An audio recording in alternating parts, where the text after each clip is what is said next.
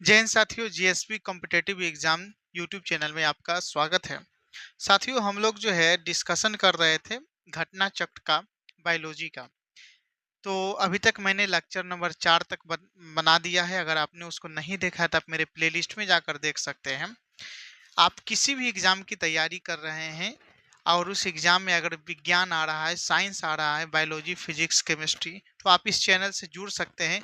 क्योंकि इस चैनल पर अभी फिलहाल में मैं साइंस का जो भी एग्जाम होगा, चाहे रेलवे हो, एसएससी हो, या बिहार एसएससी हो, या बिहार में भी कोई भी एग्जाम होगा, उसका हम लोग डिस्कशन करेंगे। तो हम लोग जो है घटना चक्र का डिस्कशन कर रहे थे। तो घटना चक्र का डिस्कशन में जो है ये लेक्चर नंबर 5 है। इससे पहले 4 लेक्चर आ चुका है, ठीक है। तो चलिए जो है आज का नेक्स्ट पहला प्रश्न है इस वीडियो का कि मेढक कोल्ड ब्लड एनिमल है, क्या ये सही बात है? तो आप देखिए, यहाँ पर आपसे एक मन में आएगा कि कोल्ड ब्लड एनिमल क्या होता है। तो कोल्ड ब्लड एनिमल वो होता है जो वातावरण के अनुसार अपना जो है शरीर का तापमान बदल ले, उसे हम लोग जो है कोल्ड ब्लड एनिमल कहते हैं। तो इसका आंसर हो जाएगा ऑप्शन नंबर ए, ये सही है। मेढक जो है कोल्ड ब्लडेड एनिमल है, ठीक है। अब इसका डिटेल पढ़ते हैं कि मेढक जो है कोल्ड ब्लड यानी शीत रक्त प्राणी एनिमल है। शीत रक्त वाले प्राणी वातावरण के अनुसार अपने शरीर का तापमान घटाते बढ़ाते रहते हैं। कोल्ड ब्लड वाले अन्य जंतु जो है सर्प है, मगरमच्छ है, मछली है, कीट है, गिरगिट है, छिपकली है। ये सब जो एग्जाम्पल है ये आप याद कर लीजिएगा कि जो मेढक के अलावा और कौन कौन जंतु जो है कोल्ड ब्लडेड है। तो मेढक के अलावा जो है और है, जैसमें सर्प हो गया, मगरमच्छ हो गया, मछली हो गया, कीट हो गया, गिरगिट हो गया, छिपकली हो गया। ये सब जो है कोल्ड ब्लडेड एनिमल है। चलिए अगला प्रश्न है कि मेढक के कायांतरण में, मेढक के कायांतरण में क्या होता है? तो आंत छोटी हो जाती है। मेढक के कायांतरण में क्या हो जाता है? आंत जो है, स्मॉल इंटेस्टाइन जिसको कहते हैं, वो छोटी हो जाती है। तो सबसे पहला प्रश्न ये बनता है कि कायांतरण कहते किसको, यानी मेटामॉर्फिस कहते किसको हैं? तो देखिए क्या होता है कि जब कोई छोटे से प्राणी, जब वो छोटा रहता है तो एक अलग प्रकृति का दिखाई पड़ता है, और जब वो बड़ा होता है तो उसके अंग में जो है चेंजेज आ जाता है, बहुत सारे अंग में परिवर्तन आ जाता है। तो उसी को कहा जाता है कायांतरण, उसी को कहा जाता है मेटामॉर्फिस। यानी कि जो है जन्म के बाद जब किसी भी प्राणी का विकास होता है तो उस विकास में जो है जब उसके शरीर में कुछ परिवर्तन आ जाता है, तो उस जीव का जब विकास हो जाता है, एक छोटे से जीव का जो है विकास हो जाता है, तो विकास में जो उसके अंग में बहुत सारे परिवर्तन आ जाते हैं, उस परिवर्तन को कहा जाता है कायांतरण। अब इसको डिटेल में जानते हैं कि अधिकतर जो टोडपोल होता है, अब टोडपोल क्या होता है? तो मेढक के छोटे बच्चे, मेढक या टोंड के छोटे बच्चों को जो है टोडपोल कहा जाता है। अब क्या होगा कि नदी में जो है, नदी हो या कहीं पर भी पानी हो, तो उसमें जो है बहुत छोटा छोटा जो है, एक देखते होंगे मछली टाइप का रहता है, उसमें पूंछ लगा रहता है, तो उसको कहा जाता है टेडपोल। वो मेढक का बच्चा होता है, वो शाकाहारी होता है तथा वह मुख्यतः शैवाल और जलीय पौधे का भक्षण करते हैं।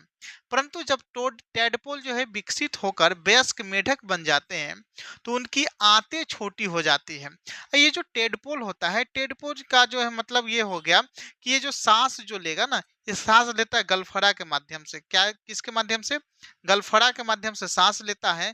और ये जो है पूंछ के माध्यम से तैरता है। किसके माध्यम से तैरता है? तो पूंछ के माध्यम से तैरता है। टेडपोल के बारे में ये कुछ बातें एक्स्ट्रा हम बता दिए कि टेडपोल जो है गलफड़ा के माध्यम से सांस लेता है, पूंछ के माध्यम से तैरता है, और ये मेढक और टोंड के छोटे बच्चे होते हैं।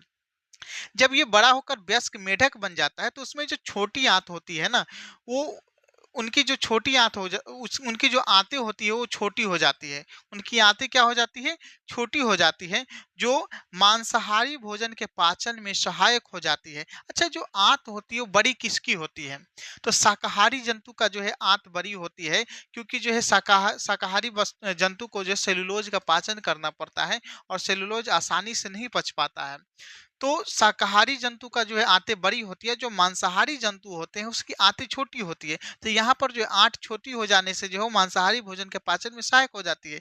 तो मेढक में कायांतरण किसका होता है? तो मेढक में कायांतरण आंत का होता है। और किस कारण से होता है? तो थायरोक्सिन हार्मोन के कारण से होता है। किस कारण से होता है? तो थायरोक्सिन हार्मोन के कारण से होता है। अगला प्रश्न है, गेबियस गेबियलिस जिसको घड़ियाल कहते हैं बहुतायत मात्रा में पाया जाता है, तो ये गंगा में पाया जाता है। ठीक है, गेबियलिस जो घड़ियाल है वो कहाँ पाया जाता है? तो गंगा में पाया जाता है। ठीक है, चलिए यहाँ पर जो है कह रहा है कि घड़ियाल सरीसृप गण के अंतर्गत सरीसृप के गण क्रोकोडिलिया का जंतु है। अब ये याद मत रखिए, क्रोकोडिलिया उतना डिटेल नहीं पूछता है, फिर भी आप एक बार पढ़ लीजिए कि जो है घड़ियाल जो है क्रोकोडिलिया गण के अंतर्गत आता है, सरीसृप के अंतर्गत आता है, जो गंगा में अधिक मात्रा में पाए जाते हैं। बांग्लादेश, भारत, नेपाल में अधिकांश मात्रा में पाए जाते हैं। इनका चमड़ा कीमती होता है। घड़ियाल का चमड़ा क्या होता है? बहुत ही ज्यादा कीमती होता है। इंटरनेशनल मार्केट में जो है इसका वैल्यू बहुत ज्यादा है। आगे का प्रश्न है कि निरहंस प्राणी कौन सा है? तो निरहंस प्राणी इसमें ऑटर है। तो सबसे पहला आपको ये समझना होगा कि निरहंस प्राणी होता क्या है, जिसको एट्रोसियस एनिमल कहा जाता है। एट्रोसियस एनिमल्स का मतलब हो गया हिंसक प्राणी। कौन सा प्राणी? हिंसक प्राणी। हिंसक प्राणी का मतलब ये हो गया क्रूर प्राणी। क्रूर मतलब क्या हो गया कि बहुत हिंसात्मक रूप से किसी चीज पे हमला करता हो। एक होता है आराम से हमला करने वाला, आराम से गया खा लिया, लेकिन एक हिंसात्मक रूप से जो हमला करता है उसको कहा जाता है एट्रोसियस एनिमल। ठीक है, तो यहाँ पर जो ऑटर जो है एट्रोसियस एनिमल है, जिसको हिंदी में कहते हैं उदबिलाव और इंग्लिश में कहते हैं ऑटर। एक निरिशंस प्राणी है जो कि एक स्तनधारी है। ये जो ऑटर है एक स्तनधारी है। व्हेल का शरीर धारा रेखित होता है। इसकी त्वचा के नीचे वसा का मोटा स्तर बलवर शरीर में तापरोधक का कार्य करता है। तो यहाँ पर वेल के लिए अलग से डिटेल दे दिया गया कि वेल का शरीर धारा रेखित होता है। इसकी त्वचा के नीचे वसा का मोटा बल्वर होता है जो शरीर में तापरोधक का कार्य करता है। नेक्स्ट प्रश्न है कि निम्नलिखित प्राणियों पर विचार कीजिए। एक है हेजहॉग, दूसरा है मॉर्मोट, तीसरा है पेंगोलिन। अब कह रहा है प्रश्न क्या कि उपयुक्त में से कौन सा जीव परभक्षियों द्वारा पकड़े जाने की संभावना को कम करने के लिए स्वयं को लपेटकर अपने सुवेद अंगों की रक्षा करता है। कहने का मतलब ये हो गया कि ये तीनों में से ऐसा कौन सा जीव है, कौन कौन सा जीव है जब कोई हमला करता है उसके ऊपर, जब कोई हमला करता है या जब कोई पकड़ने की कोशिश करता है उसको, तो वो जो है अपने आप को लपेट कर गोल बना लेता है, एक ऐसी आकृति बना लेता है और उसके ऊपर जो उसका जो सल्क होता है, ठीक है, उस सल्क से अपने आप को उसकी रक्षा करता है। सल्क बहुत कड़ा होता है, ठीक है, उससे रक्षा करता है।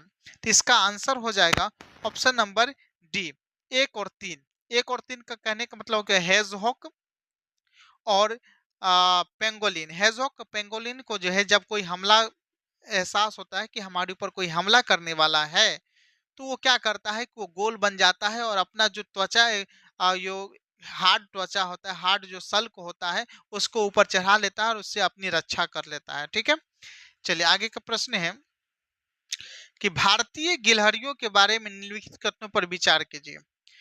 वे भूमि में, पहला है कि वे भूमि में बिल बनाकर अपने नीर नेस्ट का निर्माण करते हैं। दूसरा, वे अपने भोज्य पदार्थ जैसे कि दृढ़ फलों और बीजों को भूमि के अंदर जमा करती है। तीसरा, ये वे सर्वभक्षी होते हैं। तो इसका आंसर हो जाएगा ऑप्शन नंबर बी, केवल दो। केवल दो का मतलब ये हो गया कि जो गिलहरी है वो नेस्ट का निर्माण नहीं करती है, भूमि के अंदर बिल बनाकर नेस्ट का निर्माण नहीं करती है और वे सर्वभक्षी भी नहीं होते हैं। वो क्या करते हैं कि वो अपने भोज्य पदार्थ जैसे दृढ़ फलों और बीजों को भूमि के अंदर जमा करते हैं। ठीक है, तो केवल ये सही है। इसका डिटेल थोड़ा बहुत दिया हुआ है, इसको हम लोग पढ़ लेते हैं कि भारतीय गिलहरी पेड़ों पर अपने आवास का निर्माण करती है, न कि जमीन के अंदर। ठीक है, अन्य अनेक गिलहरी गिलहरी प्रजातियां की तरह भारतीय गिलहरी भी भोज्य पदार्थ यथा दृढ़ फल और बीज का संचय करती है तथा उन्हें जाड़े के मौसम जैसी प्रतिकूल खाद्य परिस्थितियों के लिए विभिन्न स्थानों जमा करती है। तथा अतः कथन दो सत्य है। इसके अतिरिक्त भारतीय गिलहरियां सर्वहारी होती है। ये मुख्य रूप से तो मेवे और फल खाती है, परंतु बीज, कीड़े, छोटे स्तनधारी सरीसृप और अंडे और यहाँ तक कि कभी-कभी पक्षियों के बच्चों के भी भक्षण किया जाता है। ये कथन 3 सत्य है। तो कहने का मतलब ये हो गया कि यहाँ पर जो है ऑप्शन नंबर 2 और ऑप्शन नंबर 3 दोनों सही है। ये सर्वभक्षी भी होते हैं, ठीक है? यहाँ पर सर्वभक्षी के केवल 2 का मतलब ये हो गया कि ऊपर ऊपर में से दोनों, ठीक है? ये थोड़ा-सा आंसर गलत ले लिया केवल 2। यहाँ पर होना चाहिए था आंसर कि 2 और 2 और 3 दोनों, ठीक है? तो यहाँ पर जो ये सही हो जाएगा क्या? तो 2 और 3 दोनों जो है सही हो जाएगा, मतलब वो अपने भोजन का जो है स्टोर करता है। और दूसरा है कि वो सर्वभक्षी भी होते हैं, कीड़े-मकोड़े भी खाते हैं, कभी-कभी पक्षियों के बच्चे को भी खा लेते हैं।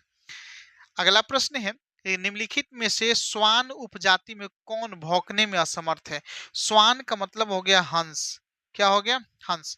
तो हंस उपजाति में जो है ये भौंकने में असमर्थ कौन है? तो डिंगो। डिंगो जो है भौंकने में असमर्थ है, जबकि जो है एल्सेशियन, डल्मेशियन, लेब्राडोर ये सब जो है भौंकने वाला हंस है, लेकिन डिंगो जो है भौंकने वाला हंस नहीं है। डिंगो और बसंजी श्वान की वो उपजाति है जो सामान्य कुत्तों की तरह न भौंककर एक अलग तरह की ध्वनि उत्पन्न करती है, ठीक है? तो डिंगो और बसंजी याद रखिएगा, डिंगो और बसंजी। अगला प्रश्न है कि प्रायः जो भालू गलियों में तमाशा दिखाता है वो होता कौन है? तो वो रिछ भालू होता है। कौन सा भालू होता है? रिछ भालू होता है। गलियों में तमाशा दिखाने वाला भालू रिछ होता है, जो गण कार्निवोरा का सदस्य या चींटी, फल, दीमक आदि खाता है। जो गलियों में तमाशा दिखाने वाला भालू होता है, क्या खाता था? चींटी, फल, दीमक ये सब खाता है। अगला प्रश्न है कि निम्नलिखित जानवरों में से कौन सा एक जानवर नहीं है जिसे थोड़ा सफलतापूर्वक भाषा का उपयोग करना सिखाया गया? तो इसका आंसर हो जाएगा ऑप्शन नंबर सी।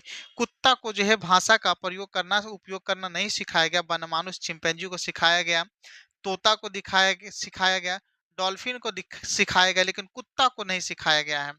अगला प्रश्न है निम्नलिखित में से कौन सा गुण मनुष्य को अन्य सभी वानर गुणों से पृथक करता है? तो इसका आंसर हो जाएगा ऑप्शन नंबर ए, जानने की इच्छा प्रकट करना। मनुष्य जो है कोई भी चीज को जानने की इच्छा प्रकट करता है, लेकिन जो और सब जो बानर का जो गुण होता है वो नहीं, इसमें उसमें जानने की इच्छा नहीं पाया जाता है। इसका डिटेल दिया हुआ है कि बुद्धि में मानव सर्वोच्च जंतु है, सिर्फ इसी जंतु में गूढ़ चिंतन, जानने की इच्छा प्रकट करना, तर्क संगत अक्षरबद्ध प्राण वाणी, भौतिक मुद्राओं द्वारा भावनाओं के अभिव्यक्ति इत्यादि की क्षमताएं होती है। निम्नलिखित में से कौन सा एक कपि है? तो लंगूर जो एक कपि नहीं है, तो लंगूर जो एक कपि नहीं है। लंगूर बानर प्राणी से संबंधित है, जबकि जो है गीबन हो गया, गोरिल्ला हो गया, ओरेंगुटेन हो गया, ये सब जो है कपि है। कपि कपि जो है 2 प्रकार के होते हैं कि हीन कपि होते हैं, एक महाकपि होते हैं। हीन कपि को जो है छोटे कपि कहते हैं और महाकपि को जो है बड़े बड़े कपि कहते हैं। ये जो कपि होता है होमी होमनियो एडा महापरिवार से आता है। होमिनो इएडा महापरिवार से जो है कपि आता है। और छोटे कपि को जो है हीन कपि और बड़े कपि को महाकपि कहते हैं। छोटे कपि का उदाहरण है, मतलब हीन कपि का उदाहरण है गीबन, और बड़े कपि का उदाहरण है चिंपैंजी, गोरिल्ला, मनुष्य और ओरेंगुटान, जबकि लंगूर जो है कपि के अंतर्गत नहीं आते, बानर के अंतर्गत आते हैं। अगला प्रश्न है मानव सदृश लघु कपि कौन है? तो गीबन है। इसका आंसर डिटेल पहले ही पढ़ चुके हैं।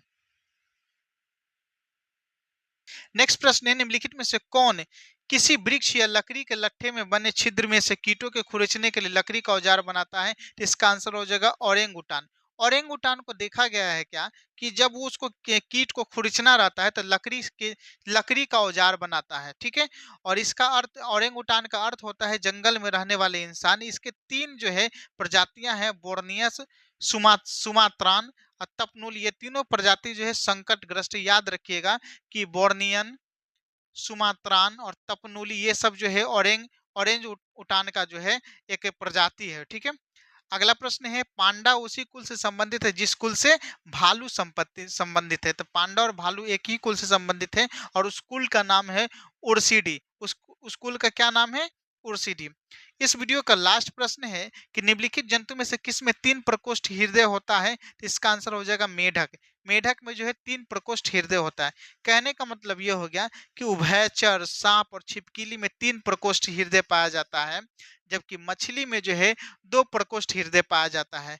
मेढक, सांप और छिपकली में 3 प्रकोष्ठ, मछली में 2 प्रकोष्ठ, बंदर और मगर के हृदय में 4 प्रकोष्ठ होता है। और मनुष्य में भी जी कितना ही प्रकोष्ठ होता है, तो 4 प्रकोष्ठ हृदय होता है।